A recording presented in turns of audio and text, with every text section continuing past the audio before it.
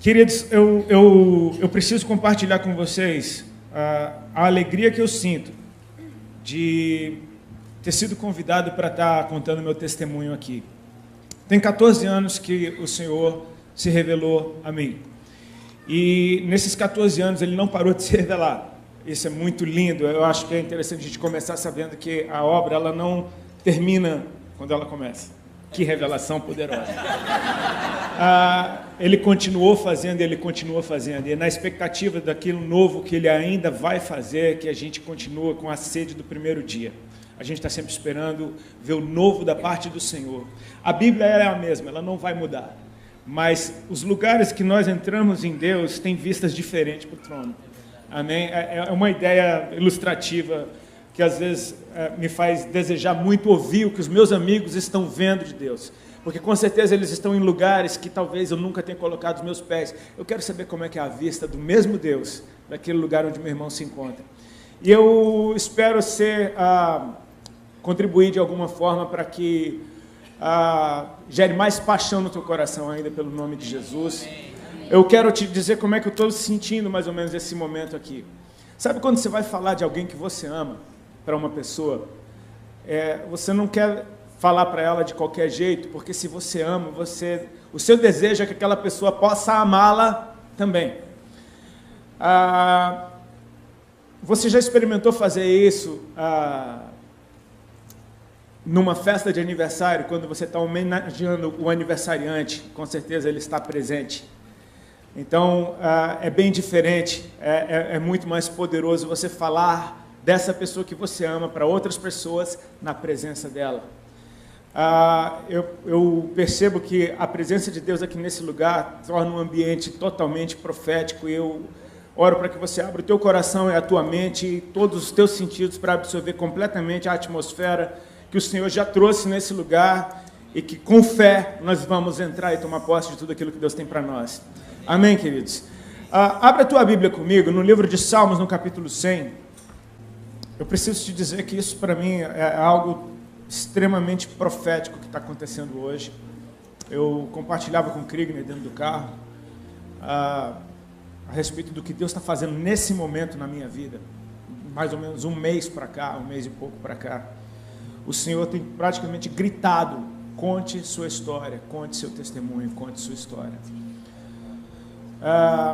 A impressão que eu tenho é que Deus tem falado tanto nesses dias, tem liberado tanta revelação para a sua igreja, que é tempo da gente se lembrar do que a gente foi realmente chamado para fazer, anunciá-lo para as pessoas.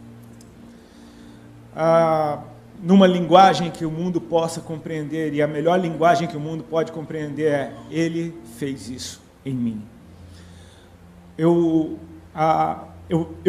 tive a oportunidade de ver nesse ano uma oração minha respondida, que foi a minha mãe entregando a vida dela para Jesus, com 73 anos de idade.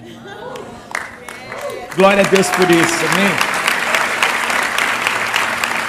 Ela já tinha religiosamente entregado sua vida para Jesus, mas sem entregar, vocês entendem o que eu estou dizendo? Sabe, entrega e pega de volta logo na saída ali. Esse ano ela teve as experiências dela com Deus. E ela continua sendo quem ela é, só que ela está extremamente interessante, está tão mais viva, tão mais engraçada, sendo quem ela é, mas agora cheia de Jesus, está sendo uma mãe que eu estou tendo muito prazer de conhecer de novo.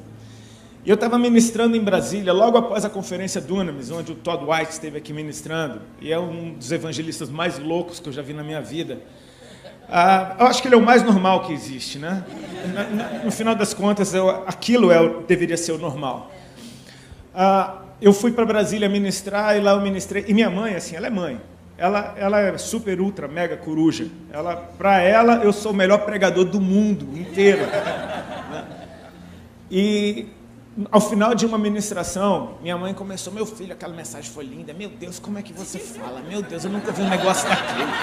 Rapaz, olha, como é que você sabe dessas coisas e não sei o que. Eu, tá, mãe, tá. E você fica com aquele negócio, ela fala isso na frente dos pastores, né? Então você fica: tá, mãe, tá. Aí ela diz: mas olhe. Aí ela botou aquele dedo de mãe na minha cara e falou: você tem que contar a sua história. Você não deixe de contar a sua história. E a sensação que eu tive na hora que ela falou isso é a mesma sensação que eu tenho quando muitas vezes a minha esposa está falando, e eu estou falando, tá, tudo bem, tá, e de repente Deus começa a falar através do que ela está me dizendo, e rola alguma coisa dentro do meu coração, tipo assim, para e ouve, porque eu estou falando contigo. E aí eu no meio daquele, tá, tudo bem, ele falou. Eu tive a mesma sensação quando a minha mãe disse isso. E, eu estou correndo de um lado para o outro e Deus só está falando a respeito, conte sua história, conte seu testemunho, conte sua história, conte seu testemunho. Ontem eu ministrei em Fortaleza e eu praticamente só tive que ler o texto do filho pródigo e teve muita salvação, porque tem uma atmosfera a respeito de evangelismo poderosa. Então, assim, eu estou muito feliz, Theo, com esse convite de poder estar aqui compartilhando com vocês essa história. Todos acharam o Salmo 100? Amém? Olha o que a palavra de Deus diz. Celebrai com júbilo ao Senhor todas as terras. Servi ao Senhor com alegria. Apresentai-vos diante dele com cântico. Sabei que o Senhor é Deus, foi ele quem nos fez e dele somos. Somos o seu povo e rebanho do seu pastoreio. Entrai por suas portas com ações de graças e nos seus átrios com hinos de louvor. Rendei-lhe graças e bendizei-lhe o seu nome. Por quê? Repete comigo, por quê? Por quê? Se pergunte, por quê? Por quê? Pergunte para quem está do seu lado, por quê? Para o outro lado, por quê? Pergunte aos céus, por quê? Porque o Senhor é bom. E a sua misericórdia dura para sempre, de geração em geração a sua fidelidade.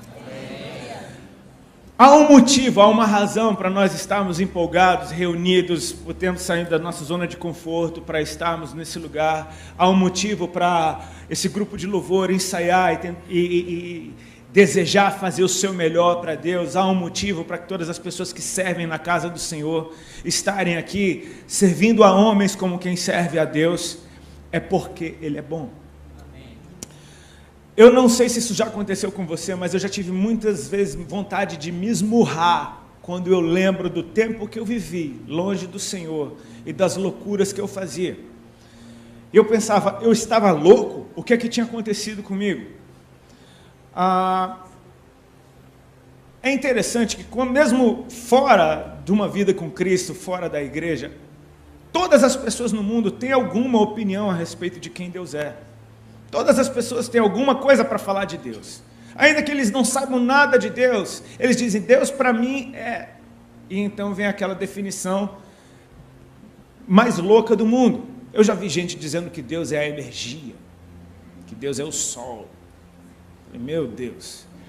Que Deus é o amor. Deus é amor. Legal, essa daí chegou... Tá num bom caminho. Mas é interessante quando você vê gente dizendo que Deus é mau. Que se Deus existe, por que houveram aqueles atentados na França? Se Deus existe, porque tem crianças passando fome? Se Deus existe, porque aquelas barragens em Minas Gerais romperam? E o mundo fala de Deus querendo negar a sua existência. Eu acho tão bonitinho isso quando ateus tentam explicar que Deus não existe, porque eles leem tanto, cara, eles investem tanto em algo que eles dizem que não existe, que eu penso, você é o cara mais crente que tem. Porque eu, por exemplo, eu não creio em Papai Noel, nunca precisei ler um livro sequer para me provar que Papai Noel não existe. Agora você precisa ler isso tudo, e basta Deus curar uma gripe que acabou a sua literatura inteira. É interessante porque a gente é bombardeado todos os dias com informações de quem não ama a Deus, e o pior, de quem nunca o conheceu. Então você falar de alguém que você não conhece é bem perigoso. A probabilidade de você falar besteira é gigantesca. Falar do que você não sabe já é perigoso. Falar de quem você não conhece, baseado nas informações que você tem pela falta de experiência com Ele. Queridos, eu não tenho razão alguma, nem motivo algum, para dar ouvidos ao que o mundo diz sobre o meu Deus, porque quando eu o conheci, a primeira coisa que eu experimentei foi a sua bondade. Ela veio antes do meu arrependimento, ela veio antes da minha fé, ela veio antes do meu desejo de mudar, ela veio antes de eu perceber que a vida é maior do que eu. A bondade do Senhor, ela veio na frente. Ele é bom. E a partir de quem Ele é, a gente percebe a bondade dele se manifestando em misericórdia e fidelidade, em níveis que não estão atados a condições. A misericórdia, ela dura para sempre, a sua fidelidade se estende de geração em geração. Ele é bom em todo o tempo. Ele é bom. Quando o Senhor se revelou a mim, foi um momento da minha vida onde eu estava extremamente arrogante e soberbo, não porque eu desejasse isso, mas porque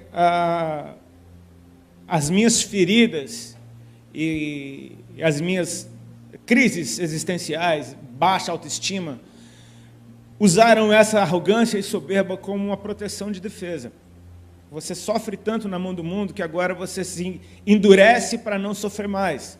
Você já teve seu coração quebrado tantas vezes, então você endurece seu coração para que ninguém quebre seu coração de novo.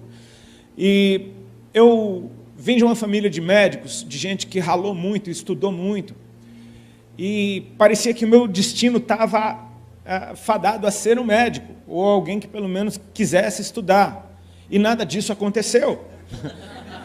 Era desesperador, porque eu olhava para minha mãe, médica, para o meu pai, médico, para o único tio que eu tinha que morava em Brasília, médico. E quando eu viajava de férias, tinha aquela mesa com 52 primos médicos do meu pai.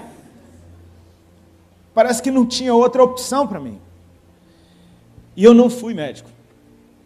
E eu olhava para a vida dos meus pais, eles naquele ritmo de plantão e trabalho, e aquela correria que não para. Quem é médico sabe como é que é o estilo de vida de um médico.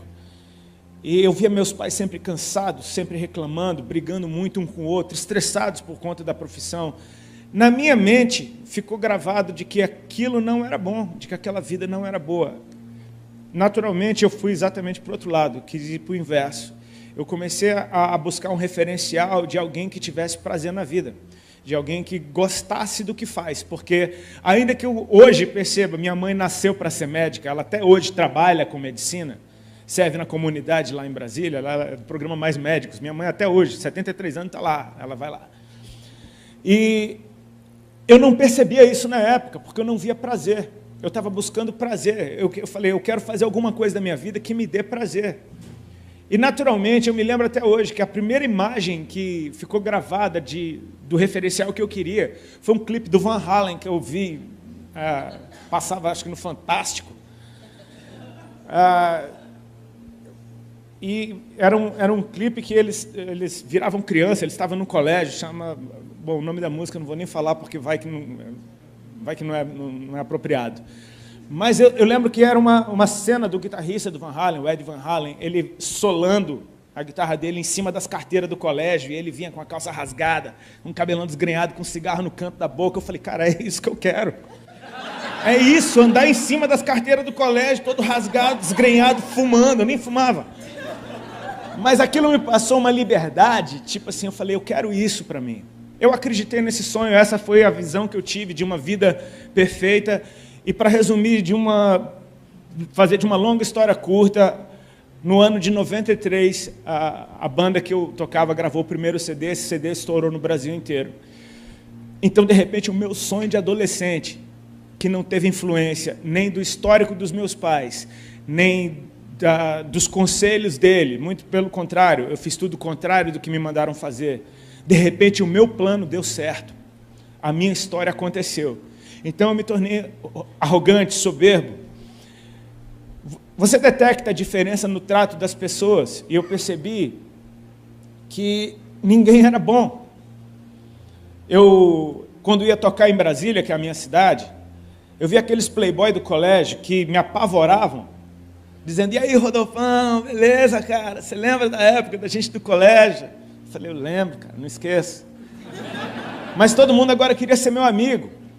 Eu vi aquele monte de menina bonita que nunca olhou para mim, nem para dar oi, olhando já com o dedinho na boca. Eu falei, cara, fiquei lindo? Eu sei que esse milagre não aconteceu só com a minha esposa, ela me acha lindo, minha mãe também. Mas você percebe que todo mundo que se relacionava comigo era com alguma forma de interesse.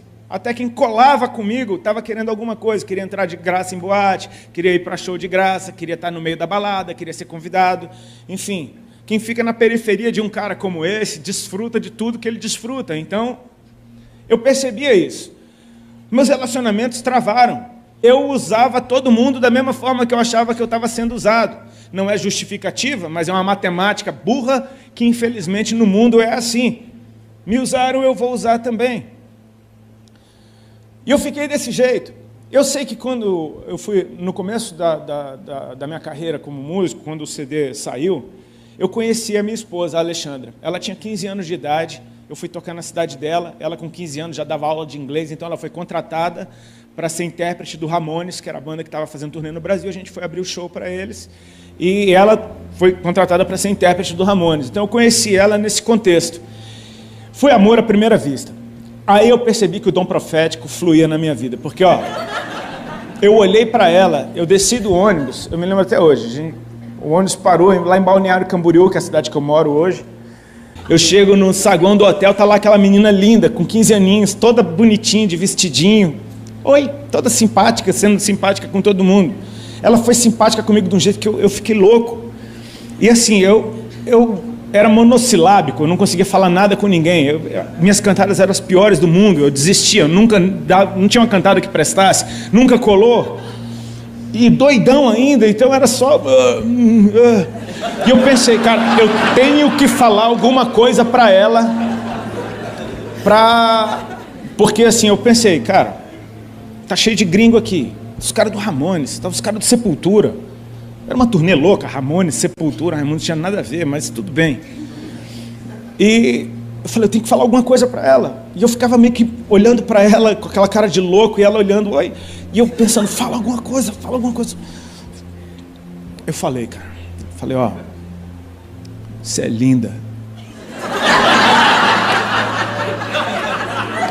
Falei para ela assim, eu tô apaixonado por você, cara. Eu te amo. Com essas palavras, nessa sequência. Eu vou me casar com você. Eu falei, você não acredita, mas você vai ver só. Cara, tudo aconteceu. Tudo aconteceu. Não tente isso em casa, amém, funcionou comigo. Ela é linda, eu sou apaixonado todo dia, eu amo ela e casei com ela e ela viu. Pronto. O que eu falei aconteceu. Ela não me deu muita bola, ela achou que eu era louco. Ela falou que cantava horrível, que eu era louco. Mas eram vários dias de ali juntos, e a gente foi ficando amiguinho, e eu achei lindo que ela não me dava mole. Falei, cara, ela tá fazendo jogo duro. Ela é diferente, cara. Ela é diferente. Sabe o que ela passou? Que ela tinha valor. Que, tipo assim, tá pensando o quê? Mas ela ficou minha amiga. Ela me deu alguma liberdade de sentar perto dela, de conversar com ela o tempo inteiro. Foi super simpática, dizendo não. Eu me apaixonei. Fiquei louco. Falei, cara, com essa eu caso, de verdade. No ano de 2000, fui tocar de novo em Balneário Camboriú. Nesse tempo, a gente se reencontrou algumas vezes, esporádico, umas 5, 6 vezes a gente se reencontrou na vida. E eu vi a Alexandra crescendo. Eu vi ela ficando uma mulher, eu vi ela, enfim, descambando para um lado bagunçado. E em 2000 reencontrei a Ali. Eu fui tocar na cidade dela, fiquei no mesmo hotel que a gente se conheceu e ela apareceu lá. E quando eu vi a Ali, ela estava completamente diferente da Ali que eu conhecia. Ela já não era mais uma menininha de 15 anos pura. Ela estava muito louca. Cabelo todo coloridaço, com alergia que descia na testa, assim, de tanta droga que ela usava. Estava linda, mas com aquela alergia. Aquela alergia era meio exótica. Uma alergia exótica. Ela era da rave. O amor que a gente sentia um pelo outro estava ali ainda. Ainda que os dois estivessem muito bagunçados. Ela estava muito bagunçada e eu estava igual eu estava, só que pior por tempo na bagunça. Eu sei que daquele dia até hoje ele nunca mais desgrudou. Ela largou tudo que ela estava fazendo em Balneário e, resumindo, em um mês ela estava morando comigo aqui em São Paulo. E aqui a nossa vida começou um conto de fadas e em pouquíssimo tempo virou um pesadelo. Ela arrumou um emprego muito legal numa boate e ela era hostess da boate, uma boate Playboy lá no Itaim. E ela tinha que ficar todas as noites com uma lista de playboy que entrava, playboy que não entra, playboy que entra, playboy que não entra. Tomando cantada de playboy a noite inteira, ganhando droga de todo mundo. Ela tomava êxtase toda noite. Eu falava, cara, isso está ficando pesado. O estilo de vida dela me chocava. Eu achava que eu era super natureba perto dela. Eu sei que a gente começou a sofrer demais.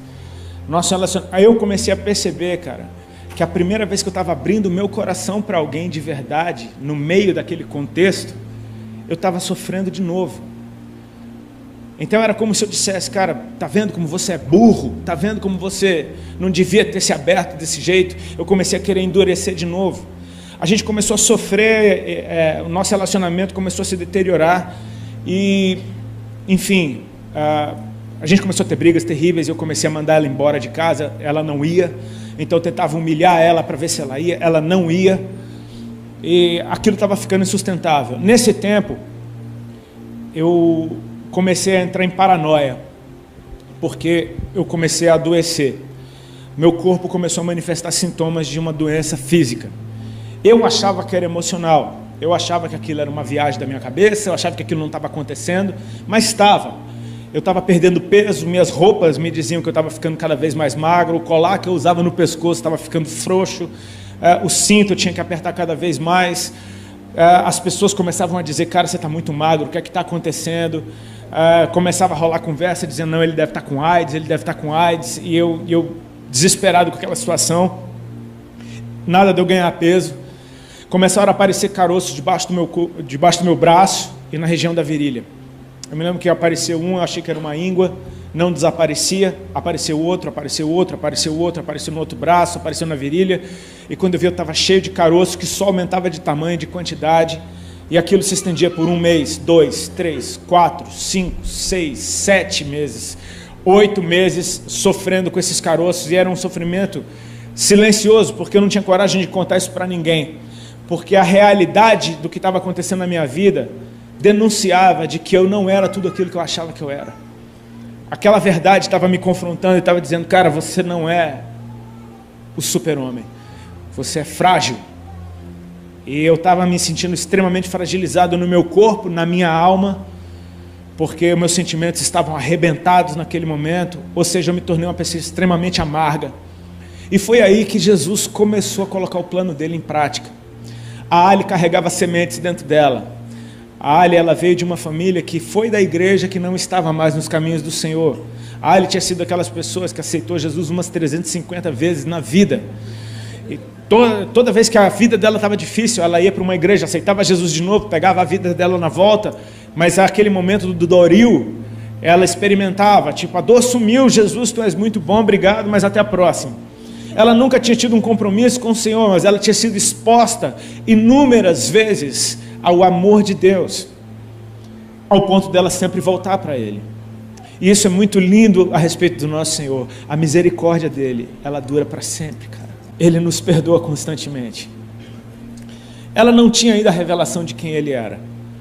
Então, ela fez o que ela é acostumada a fazer a vida inteira, tinha sempre dado certo. Ela correu para os pés do Senhor por causa das dores dela. Ela falava, Senhor, se o Senhor mudar minha situação com o Rodolfo, eu nunca mais te largo.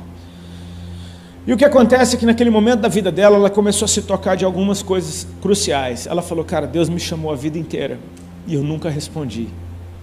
Isso que está acontecendo comigo hoje é fruto das minhas escolhas. Ela falou, eu vou levar Deus a sério. E ela começou a arrumar um telefone de uma pastora, que deu telefone de outra, que deu telefone de um monte de irmã, e daqui a pouco ela tinha um círculo de oração de gente que orava por ela. Umas irmãzinhas lá da Vila Carrão, que, estava direto com ela no telefone, e ela começou com uns papos de crente dentro de casa. Eu falei, que conversa é essa? Virou crente agora, ficou louca, está querendo nada de santa.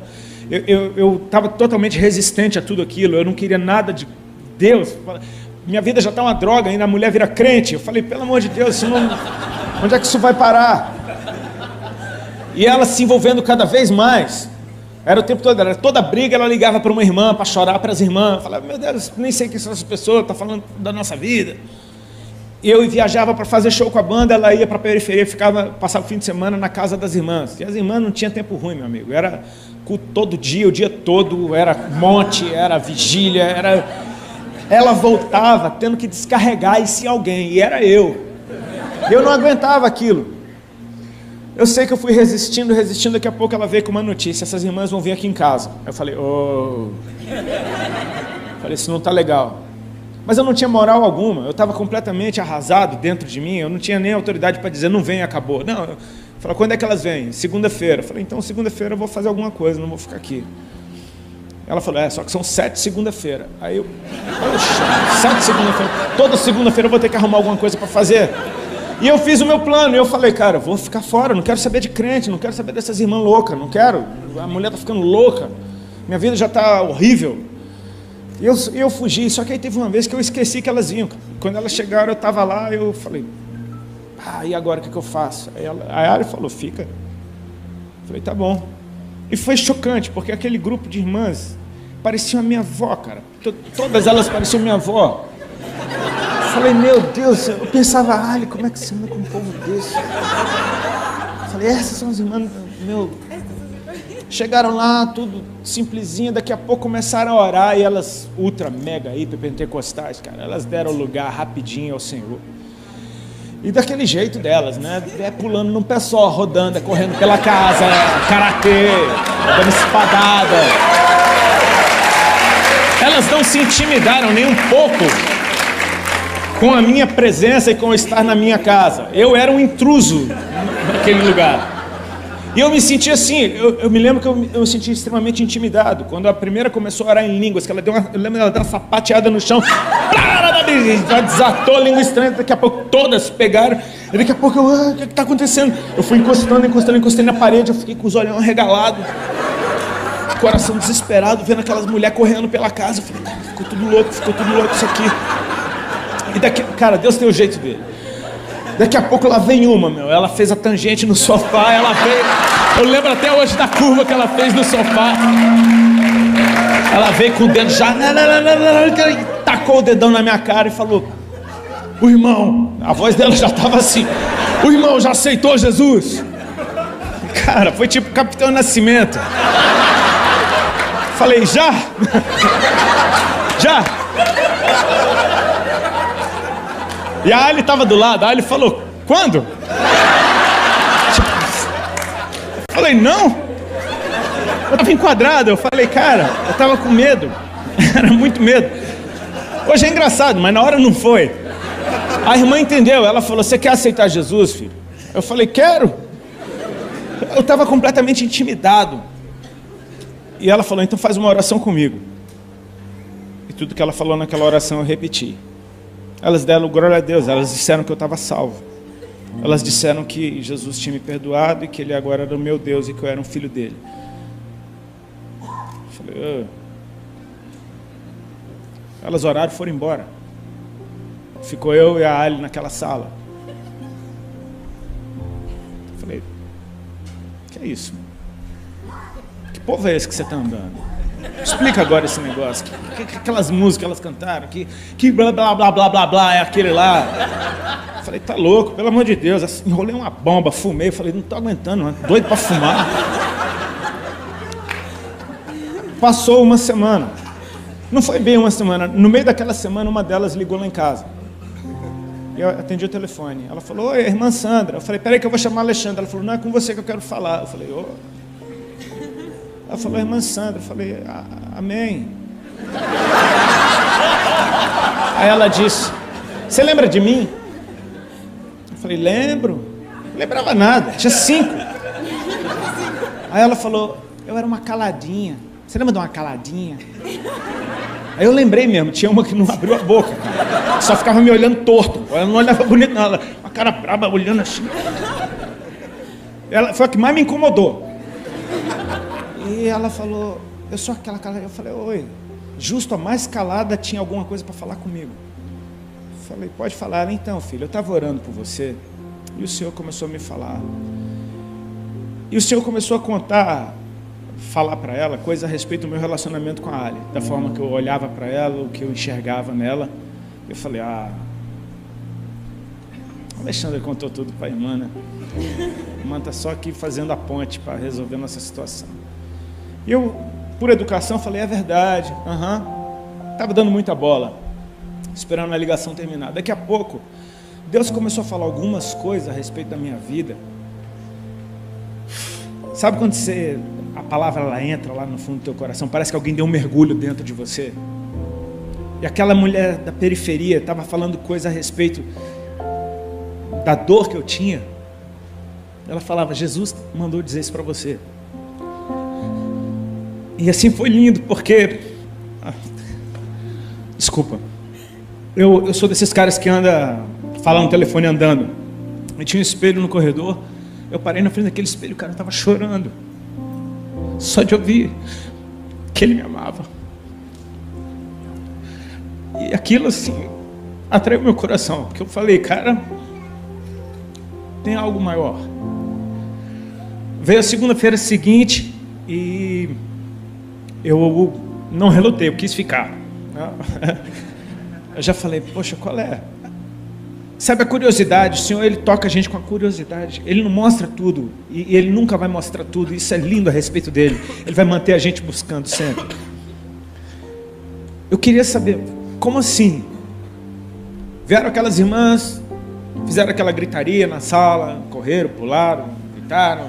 Eu já não fiquei com medo, eu já estava acostumado.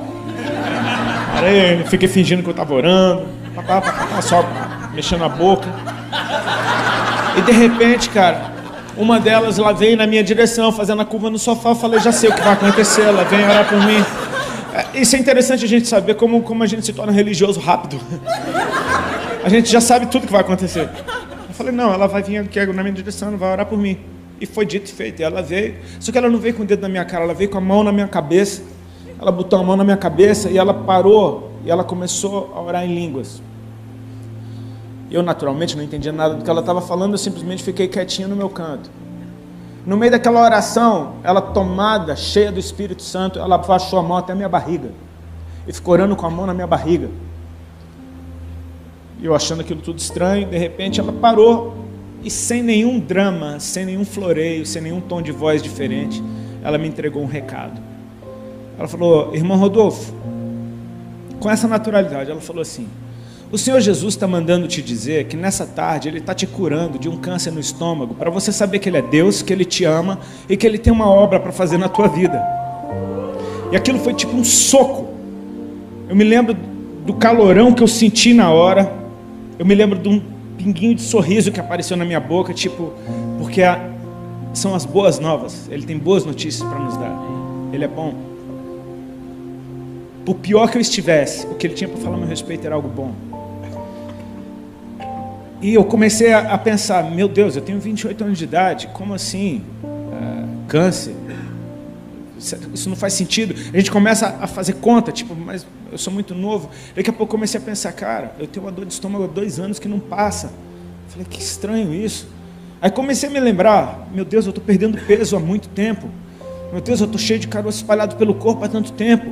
Falei, cara, tudo isso é sintoma. Eu ouvi as conversas de doença dentro de casa.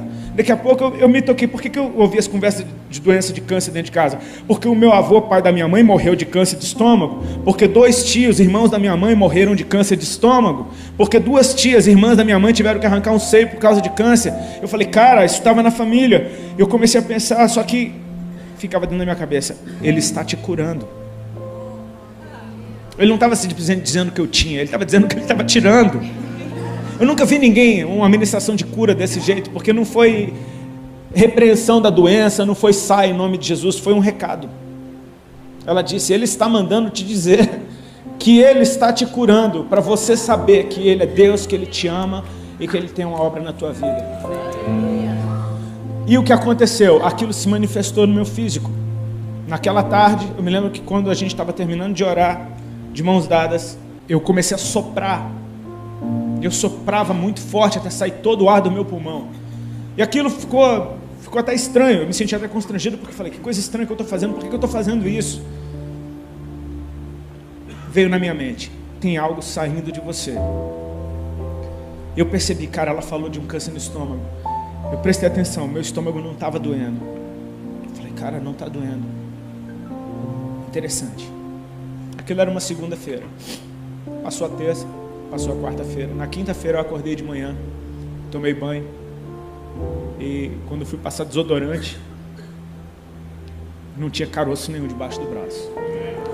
Falei, cara, o que é isso? Eu olhei o outro braço, não tinha caroço nenhum. Eu apertei na virilha, não tinha caroço nenhum.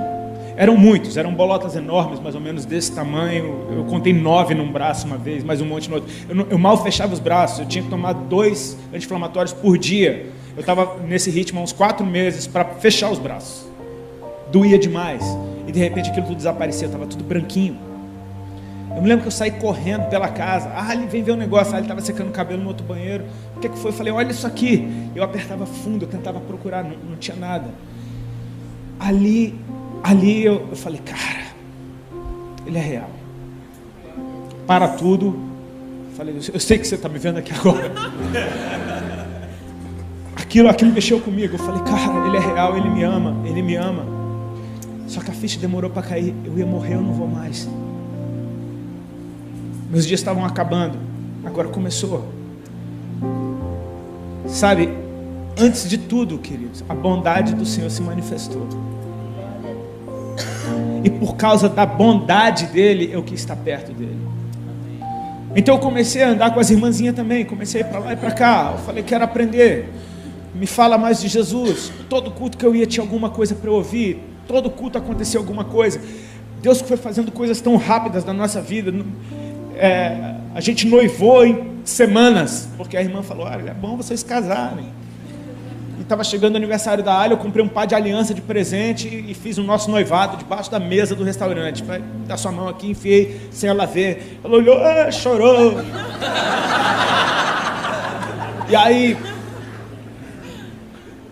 a gente foi dar notícia do noivado para os pais dela. Fomos para Balneário Camboriú. Pega a prancha, pega umas roupas, vamos de última hora, pega o bagulho que tem, leva. Eles fomos lá e eu não me programei. Então cheguei lá em Balneário, eu tinha pouca maconha. E eu me lembro de um dia no hotel, eu estava tentando fumar. Quer dizer, eu estava fumando e tentando ler a Bíblia. Porque eu estava apaixonado por Deus. Eu não sabia nada dele, eu não conhecia um livro da Bíblia, eu não sabia nada. Eu só sabia da palavra do cego de Jericó, que foi o que a irmã pregou no dia que eu aceitei Jesus. Eu estava procurando o tal do cego na Bíblia, eu não achava ele. Fumando meu bagulho, a Ali tinha ido para a casa da mãe dela, eu estava no hotel, eu estou lá fumando, daqui a pouco eu estou fumando e eu estou prestando atenção. Cara, é o último baseado que eu tenho. Eu falei, comecei a esquecer da Bíblia, comecei a pensar, é o último baseado que eu tenho, como é que eu vou fazer para fumar amanhã? O que é que eu vou fazer? E aí, como é que eu vou fazer? É o último. Daqui a pouco eu comecei É o último, cara. É o último. Cara, é o último. Fumei ele todinho. Miserável. É o último, cara. É o último. E sabe o que foi engraçado? Que quando eu terminei de fumar ele, acabou. Eu falei, eu vou fumar tudo para não ter chance de eu querer depois. Falei, cara, eu estava decidido. É o último, acabou. Falei, o que eu faço agora? Eu estava lá doidão, sem maconha, com a Bíblia. Hoje eu sei que foi o Espírito. Na hora eu achei que foi uma grande ideia. Eu peguei o telefone e liguei para a casa da mãe da Ali. Era umas 11h30 da noite. A Ali atendeu. Ela falou, oi amor, já estou indo para casa. Ela veio se explicando. Eu falei, não, eu tenho uma notícia para te dar. Com a voz de doidão. Ela falou, qual a notícia, amor? Eu falei, parei de fumar. 5 minutos depois do último baseado, eu dei testemunho. Parei de fumar. Ela fez alguns segundos de silêncio e disse, amém. Porque eu acho que ela não queria parar de fumar. E eu nunca mais botei um baseado na boca. Deixa eu te falar. É a bondade do Senhor. É a bondade do Senhor. Ele foi muito bom comigo. Ele começou a me atrair e eu comecei a ter tanto prazer nos momentos que eu estava perto dele. Que eu ia naquelas igrejinhas da periferia, eu não sabia nada de nada, então eu ia a todas as igrejas ao mesmo tempo. E Deus, com muita misericórdia, usava as pessoas. Em todo canto que eu ia, eu recebia amor, eu ouvia palavra, tinha algum profeta, eis que te digo. Era intenso o negócio, era uma coisa que não parava. E a gente ia ficando bobo. Eu me lembro de uma vez, eu saindo de um culto na casa de um irmão, que era numa favela. E eu todo chorado ainda no culto. E aí eu cheguei no carro, acendi um cigarro e eu tô chorando, eu falando, cara, cigarro não tem mais nada a ver. Daqui a pouco eu comecei a querer parar de fumar cigarro.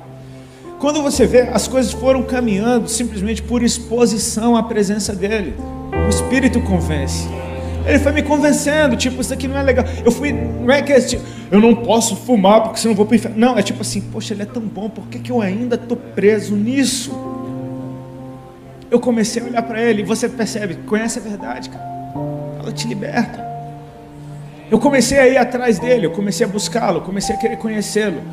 E nessa inocência de simplesmente se mover por aquilo que meu coração estava me impulsionando, porque em questão de meses eu estava noivo, não fumava mais maconha, estava ficando gordinho, engordei 19 quilos em 3 meses. Virei uma bolinha, todo mundo percebendo, tá gordinho. Agora eu começava a ouvir bullying. E eu estava amando aquele bullying, porque eu falei, cara, esse bullying, ele testifica de que eu estou curado, não é viagem, está acontecendo. Eu apertava debaixo do braço o dia inteiro, só para ver se não tinha nada ali. Então, sabe aquele dia que você fala, poxa, será que isso não é uma viagem da minha cabeça? Apertava debaixo do... Não é. O Chechel até brincou uma vez, né, meu batera, ele é cheio de tiradinha, ele não pode ouvir uma tiradinha dessa, uma oportunidade. Eu estava uma vez contando um testemunho e ele ouvindo, eu estava falando que, eu falei, irmãos, tinha vezes que o meu sovaco pregava para mim, porque era só apertar debaixo do braço que eu me lembrava que Jesus era real. Aí eu vi o Chechel caindo na risada.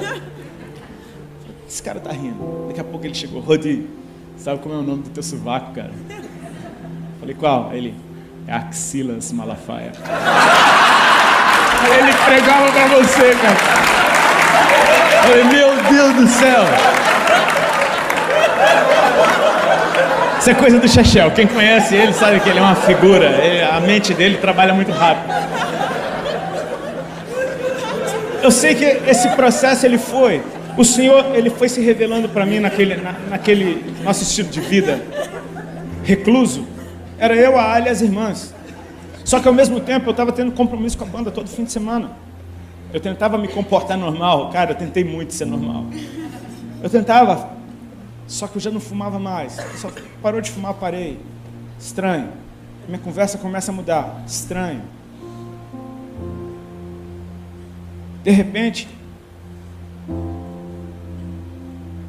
eu começo a me sentir mal naquele ambiente. De repente aquilo ali já não está mais agradando o meu coração. De repente eu começo a perceber por que esse desgosto que eu estou sentindo. Por que eu não tenho mais prazer nisso? Sendo que eu tinha.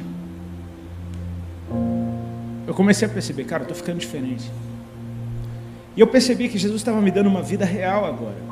Agora eu tinha uma vida real, agora eu tinha uma vida, cara, eu tinha vontade de falar com os meus pais, eu tinha vontade de contar para eles que eu não usava mais droga, eu tinha vontade de compartilhar isso com todo mundo, tinha uma vida real acontecendo ali.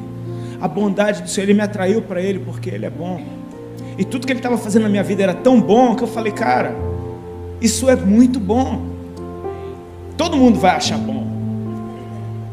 Quando todo mundo souber como Deus é bom e que Ele me fez bem, todo mundo vai achar bom. Só que chegou um tempo que eu não aguentei mais ficar lá. E para mim foi algo que se eu pensasse muito, eu não sairia da banda. Só que chegou um fim de semana que naquele fim de semana foi meio que o papo do esse é o último. E eu decidi que aquele era o meu último fim de semana com a banda. Naquele fim de semana eu decidi, cara, esse é o meu último fim de semana. E aí eu dei a notícia para eles na segunda-feira. E na segunda-feira eu saí oficialmente da banda. Eles ficaram muito bravos comigo, com toda razão. Com toda razão. Você mudou de vida, tomou uma atitude que mudou a vida de todo mundo ao teu redor e ninguém escolheu isso. Natural, ficaram com raiva. Foi um período que eu conheci a bondade de Deus por outro prisma. Porque agora minha vida ficou um caos. Agora todo mundo que me amava me odiava, agora minha família achava que eu estava louco, agora meus amigos desapareceram, agora eu era a vergonha daquela geração que me aplaudia, agora eu era o traidor do rock, agora eu era um cara que não pensa em ninguém, agora, e eu estava querendo só dizer para todo mundo, cara, ele é bom, o que ele fez em mim foi bom. Cometi muitos erros, porque depois com o tempo você aprende que a melhor coisa é ficar calado, simplesmente deixar Deus fazer a obra dele. Eu quis me justificar, e parece que quanto mais eu falava, mais complicava tudo.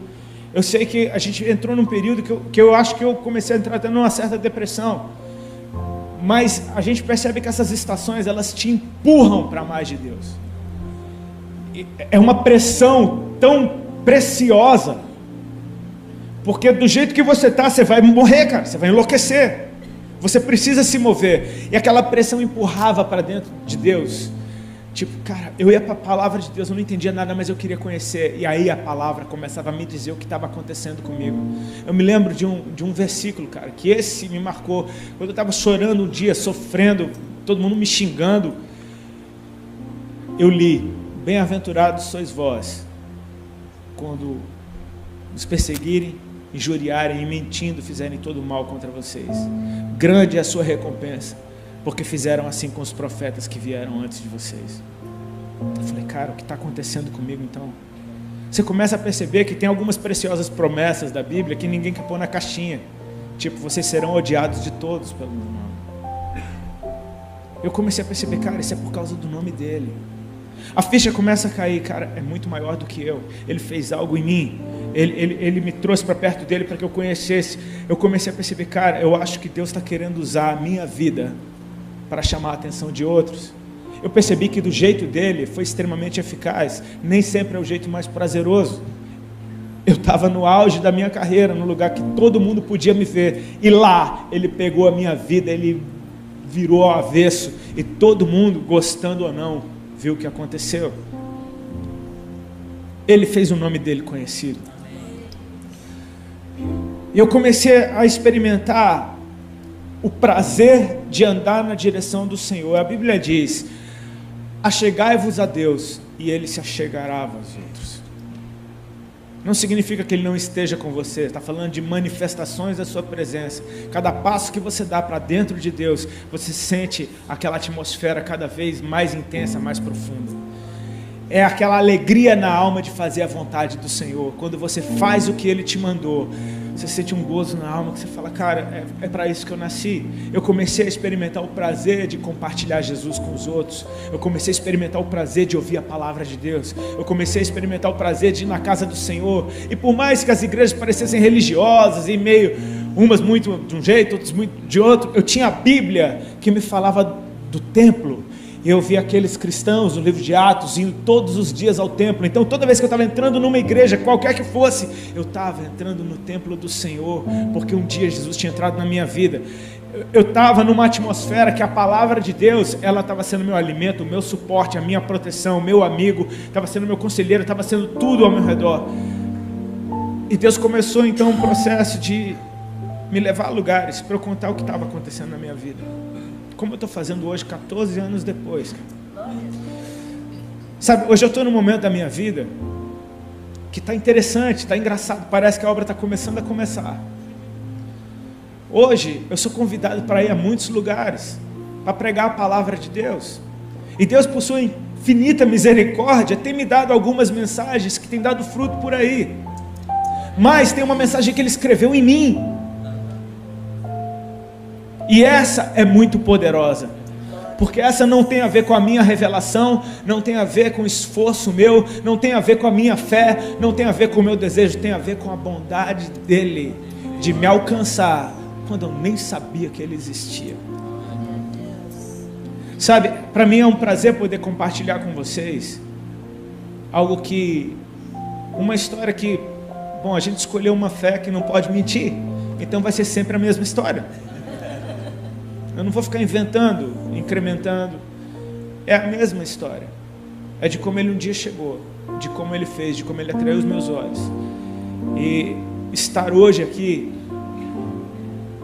te mostra que até hoje Ele continua sendo interessante como Ele era no primeiro dia. Até hoje Ele continua manifestando a sua bondade como no primeiro dia. Até hoje Ele continua estendendo a sua misericórdia, porque a gente não para de falhar. E Ele está lá amando a gente, nos ensinando, muitas vezes dando um pedala, mas não é um espancamento. Deus não está acabando com você, Ele só está te falando que você está indo pelo caminho errado, Ele está querendo te tanger para o caminho certo. É a vara, é o cajado, consolando. A gente começa a perceber que Ele é bom em todo o tempo. O que eu queria deixar para vocês, querido, é que há um motivo maior para a gente estar com Ele. É maior do que os nossos desejos, do que aquilo que a gente quer que Deus faça na nossa vida. É maior do que um milagre que você precisa. É maior do que o sentido que você quer encontrar para a tua vida. É a bondade do Senhor. Ele é bom. Ele é bom.